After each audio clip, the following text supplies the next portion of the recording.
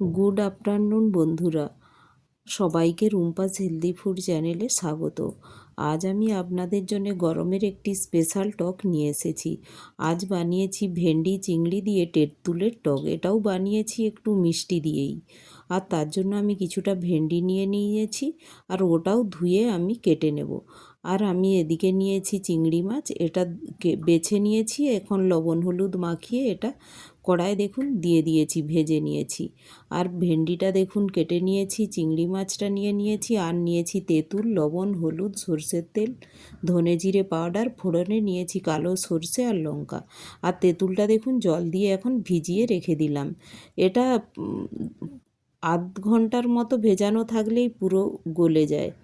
তো এখন গ্যাসের ওভেনে কড়াই বসিয়ে দিলাম, আর দিয়ে দিলাম সরষের তেল, ফোড়নে দিয়ে দিলাম কালো সরষে লঙ্কা, উপরে দিয়ে দিলাম ভেন্ডি, আর দিয়ে দিলাম পরিমাণ মতো লবণ হলুদ দিয়ে আমি এটা নাড়াচাড়া করে এতে দিয়ে দেব। এই সময় ধনে জিরে পাউডারটাও দিয়ে দিলাম, দিয়ে একটু নাড়াচাড়া করে এর মধ্যে আমি জলটা দিয়ে দেব।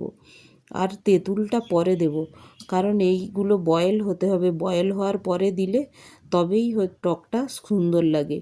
তো এখন আমি নর্মাল জল দিয়ে দিলাম, দিয়ে আমি এটা কুক করে নেব।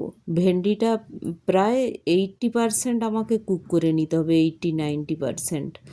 তো এখন দেখুন ঢেকে দিয়েছিলাম, 3-4 মিনিট কন্টিনিউ আমি এটা কুক করে নিয়েছি। আর ভেন্ডিটা দেখুন বয়েল হয়ে গিয়েছে। তো এই অবস্থায় আমি এর মধ্যে দিয়ে দেব চিংড়ি মাছটা।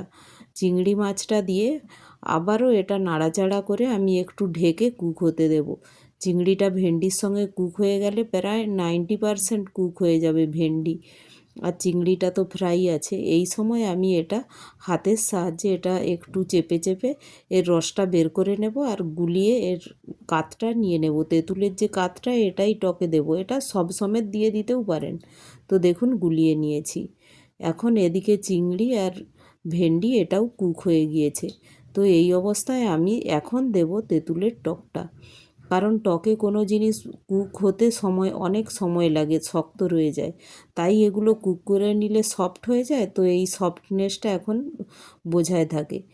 তো এখন দেখুন এইভাবে আমি পুরো আরও 2-3 মিনিট ফুটিয়ে নিলাম টক দিয়ে। তো এখন এইভাবে যারা টক পছন্দ করেন এইভাবেই রেখে এটা বন্ধ করে দেবেন গ্যাসটা। আমি যেহেতু একটু মিষ্টি দিয়ে বানাবো, তাই এই সময়ই এর মধ্যে দিয়ে দিলাম একটু চিনি, দিয়ে এটা নাড়াচাড়া করে আর একটু চিনিটা গলা পর্যন্ত আমি একটু ঢেকে কুক হতে দেব। এটাও 2-3 মিনিটেই বয়েল হয়ে যাবে। কুক তো হয়েই গেছে, শুধু চিনিটা গলে যাবে। তো দেখুন 2 মিনিট হয়ে গিয়েছে। তো আমি এখন নাড়াচাড়া করে এটা গ্যাসটা বন্ধ করে দেব। টক আমার কমপ্লিট হয়ে গিয়েছে। তো এটা যারা মিষ্টি পছন্দ করেন তারাই করতে পারেন। তো আমার মিষ্টিটা ভালো লাগে তাই এইভাবে বানালাম। দেখুন এই রকম পাতলা টক গরমে খুব ভালো লাগে। তো রেসিপিটি যদি ভালো লাগে একটি লাইক, শেয়ার ও সাবস্ক্রাইব করবেন। আর এইভাবে টক অবশ্যই বানাবেন, তো বারবার খেতে ইচ্ছে করবে।